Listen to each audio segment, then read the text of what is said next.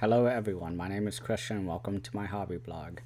Today we are going to be talking about a very particular film and the edition that Criterion released this year in 2021 as the time of this viewing.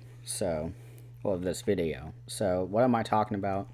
This is an edition of a film that I have been anticipating ever since the director Bong Joon-ho has indicated that he was in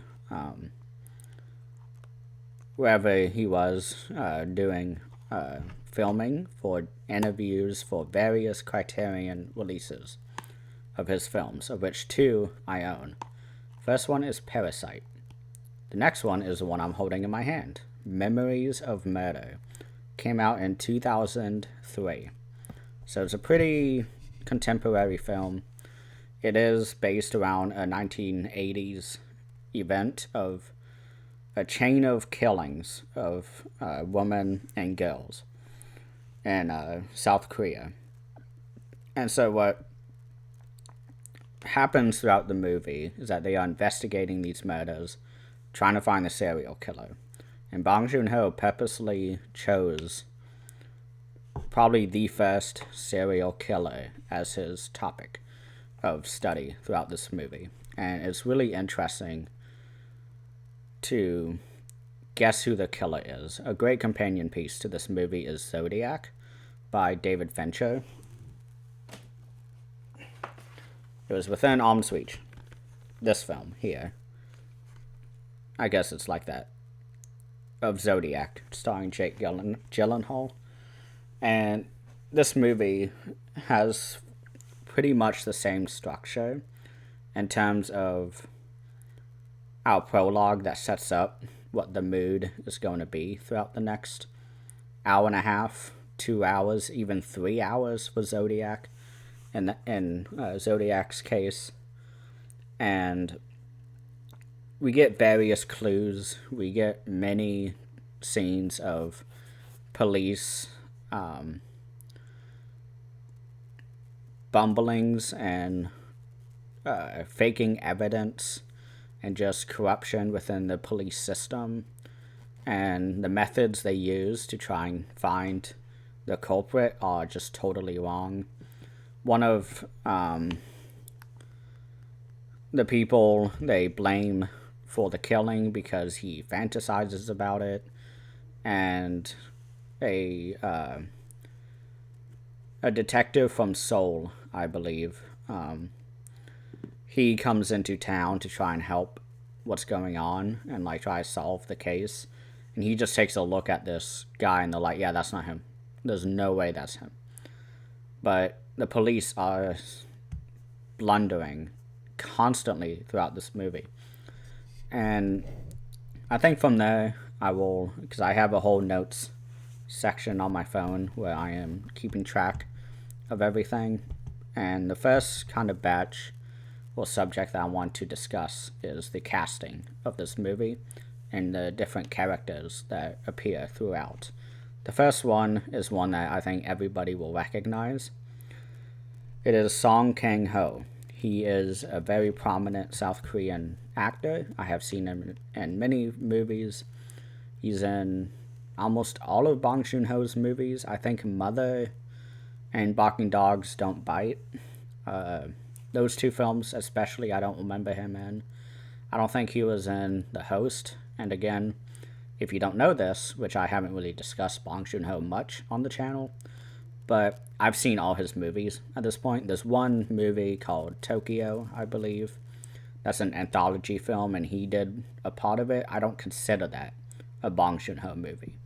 He directed a segment, and I think it's worth watching for that.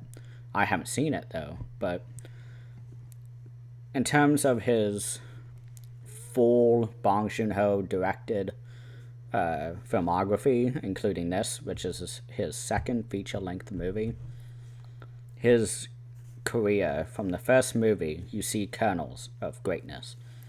And then going from that to this movie, Memories of Murder, which is the second movie that he did, full length at least, hour and a half to longer run times.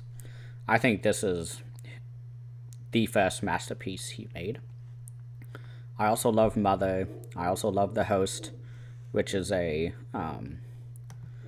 study of, I guess, American, occupation of troops during the Korean War, which Bong Joon-ho explicitly stated was the theme of the movie. It is a creature feature, but it's a lot more once you go deeper than just the surface. But yeah, this movie is his masterpiece. All his movies are very, very good. Minimum 4 out of 5. Maybe Barking Dogs Don't Bite isn't 4 out of 5. That's like 3 out of 5. But considering it's his debut, I think it's really damn good. I really like that movie. But when you compare it to other movies by him, not as good. But that actor, Kang Ho, he plays the Inspector Park Duman, which is his full name. He plays that scoundrel, that rule breaker that he does in all his movies. This actor, and he's probably my favorite part of the movie because you know he is set in his violent ways. He purposely breaks rules. He tampers with evidence. He plants evidence. He takes someone's shoe because in the beginning of the movie, a tractor comes by and covers an actual footprint of the killer. But the tractor just rolls right over it. And so he's like, oh, I think it looked like the shoe. And he just took the suspect's shoe and just pressed it into the mud. And was like, see, that's your footprint. And the guy who comes in from out of town, from Seoul, he is very like, did you just do that? Like, that is so just wrong. And he's kind of like, oh, that's how we always do it. And whatever. I love that character. He's not fun he's not someone you love because of who he is, but because of his reactions to certain situations. So watching him tamper evidence and seeing, oh, how is he going to get in trouble? How will this backfire against him? There's a point in the movie where the chief of the police remarks that they found no pubic hair in the crime scene because there is a rape. They found semen, but it was old enough that they couldn't analyze it, and plus they had to send it to America because that was the only country with the technology at the time of the 80s that Bong Joon-ho is studying upon and setting this film in. And he's kind of like, oh, obviously the person must be bald down there. So he goes to a sauna and is just overly analyzing everyone's penises the entire sequence. He's like looking at people and being like, hey, you, turn towards me. Looks down, you're good. And then they're like, and they slowly back away and leave. But he is very fun to not root for, but because you do want them to find the killer, but he is not a good person at all. And he's just a joy. It's great to see him in an earlier film by Bong Joon-ho, because later on he did Parasite, of course. That's probably the best acting role that he has ever had. And he was in a couple others. Many different South Korean films, not just by Bong Joon-ho, but I believe he was in one of the Sympathy for Mr. Vengeance movies by Park Chan-wook. Those movies are very dismal and depressing, and I revisit it every few years because I loved it on my first watch. I didn't like it as much. Oldboy especially, I just do not enjoy. People only like that movie because of that hallway scene, I believe. And that's really the only scene people talk about, and the ending, which I love. I love that ending. But the next cast member that was a highlight for me is Choi Jong-woo. I apologize if I did not pronounce that correctly. I'm a lot better with the Japanese language than I am the South Korean. So I'm doing my best. But this person plays Kang Ho, who is one of the first suspects of the murder. And this is the guy that I was talking about, how you look at him and you just know it's not him. Because there's one witness who, not a witness, but a victim who actually survived an attempt on her life. And she talked about how soft his hands were. And you look at this guy, and he has webbed fingers. He has a physical disfigurement. And he also has mental issues that they discuss.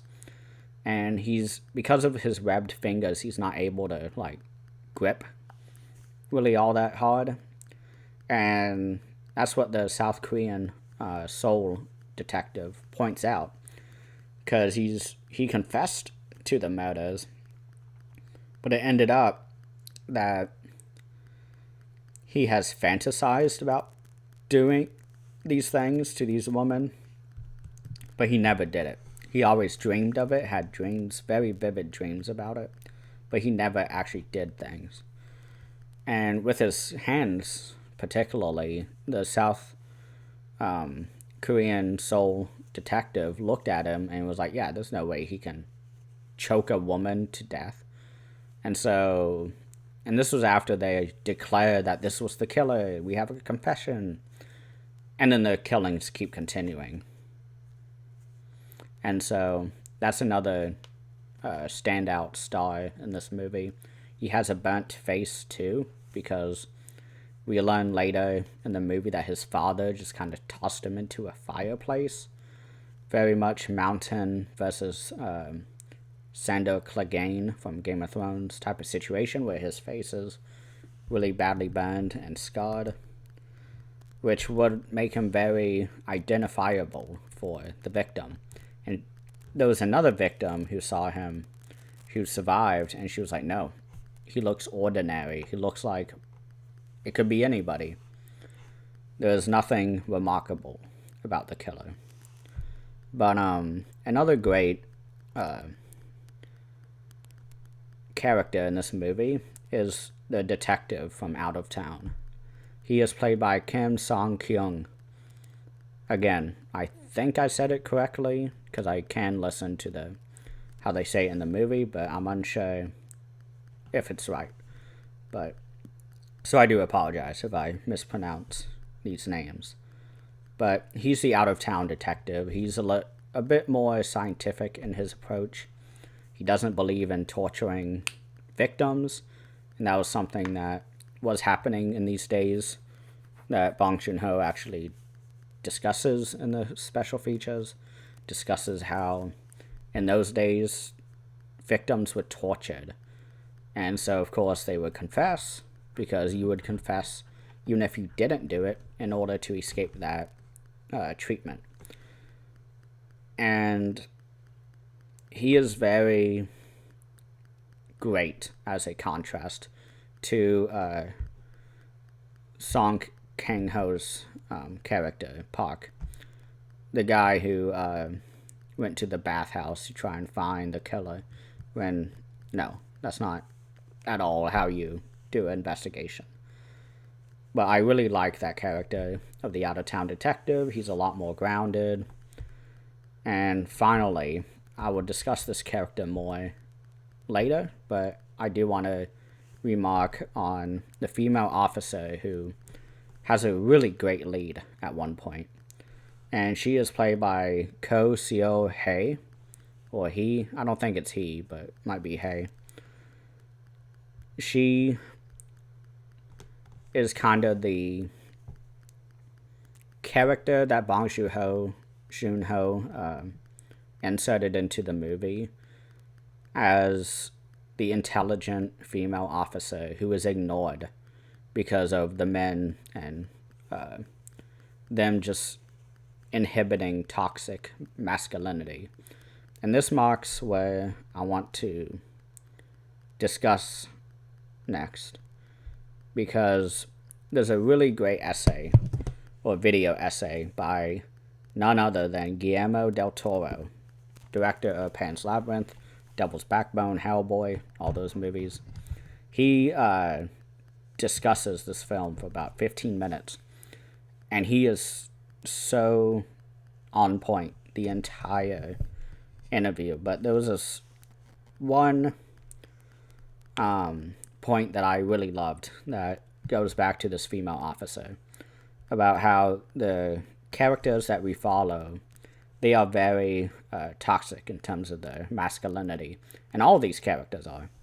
But he discusses, Guillermo Del Toro does, how throughout the movie, all of the women characters are servants, or they are ignored by the men. So they're kind of tossed off to the side throughout the entire movie. And about halfway through the movie, we get a hint, a lead, the one actual sensible lead that we get through the movie. Because she's been doing some sleuthing behind the scenes while our men characters are doing it.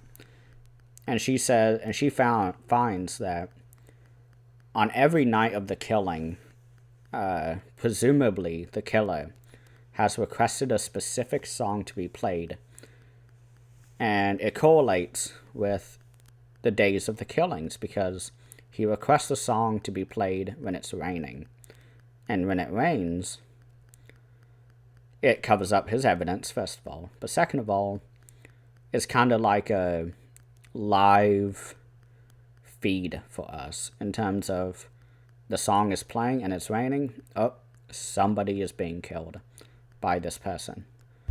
And that was really fascinating to watch him discuss this because she comes up and she's like, hey, like, this is the lead I have.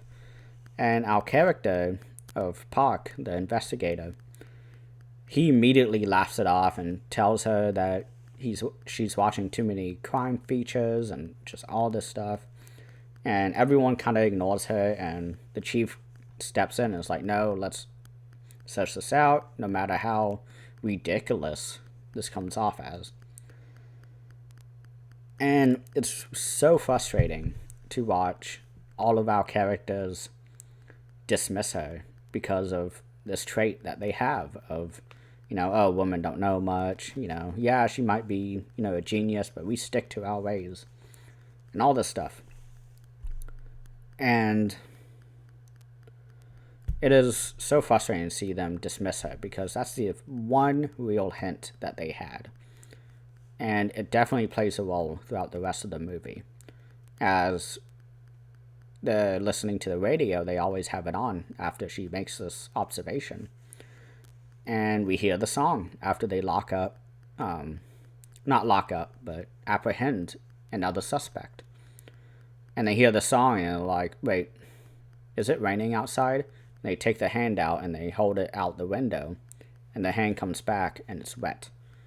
And you're full of dread. And Guillermo Del Toro discusses this too, where he says he feels sick every time that song comes in and he brings the hand back in and it's wet. So, really interesting that Guillermo Del Toro noticed this, because I did not. I noticed it, but I didn't process it the way that he had. And calling it toxic masculinity, because that's not something I think about often, because usually in this watch I was kind of looking at the treatment of suspects in regards to police and police brutality. That's what I was keeping my eyes on, because this entire movie is just blunder after blunder in terms of solving the case, in terms of marketing for the police department.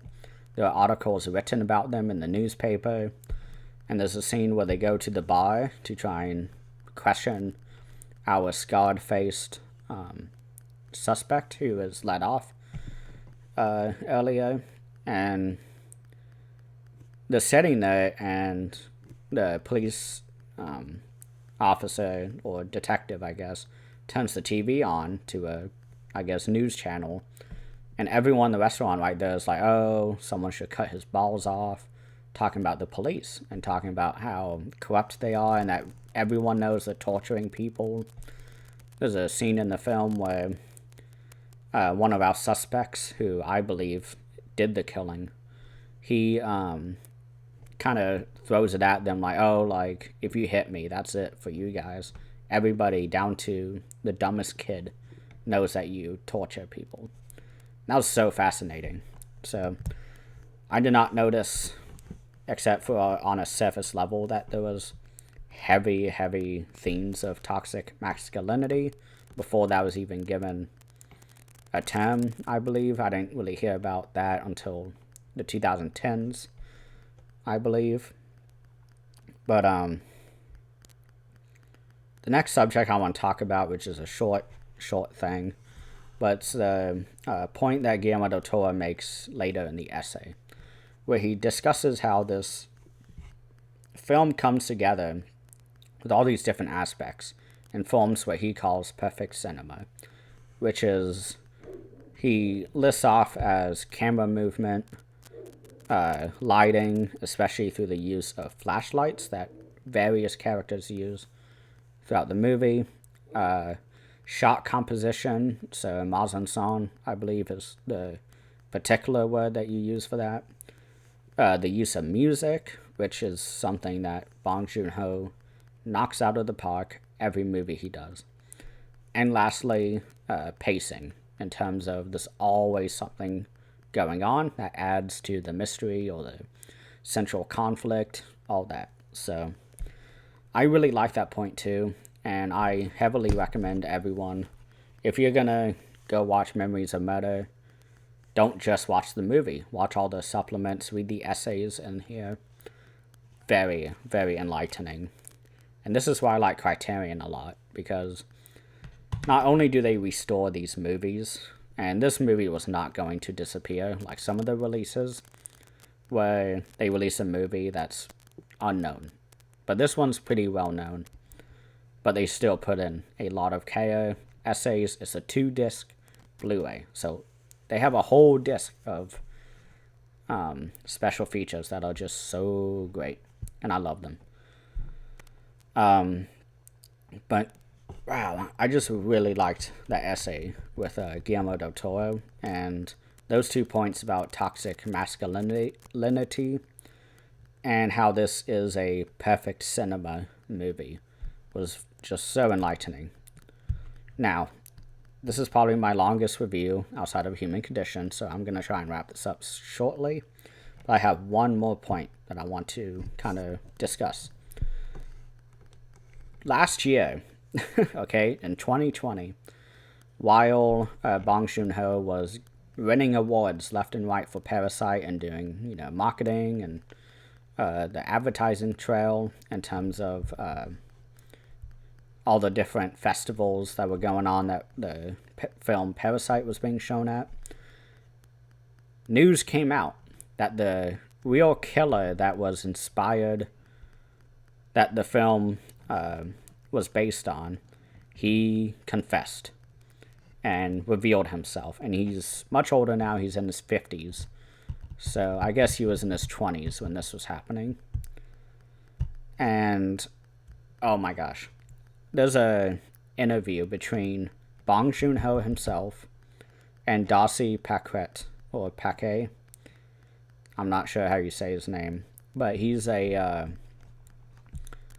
I guess, an academic or something. He does a lot of interviews with Bong Joon-ho throughout the different releases. He has a really great one in the Parasite Criterion edition. But he talks to Bong Joon-ho all about that, about learning about who the real-life killer was, and how it's really interesting how at the end of the film, one of the lines is, he looked ordinary. And Bong Joon-ho discusses how when he actually saw who the killer was, he was like, yeah, no, this guy does not look ordinary. And he discusses that to a large point, but he discusses his kind of method for research for this movie, because it was about 20 years later than the actual events happened. And so he actually was able to talk to police officers that were involved in this chain of killings. And he discusses how he was given so much research and notes from the actual police officers that the public had no access to. And so he got a really strong hankering to just solve it himself. He discusses this and how he wanted to just kind of solve it himself. But it wasn't until DNA technologies and, recent times that the person was finally found and he confessed and said, yes, it was me. But it is really fascinating hearing Bong Joon-ho talk about finding out this piece of information and his method to trying to write the character of the killer, or at least hinting who the killer is in terms of the movie's interpretation of who the killer was. And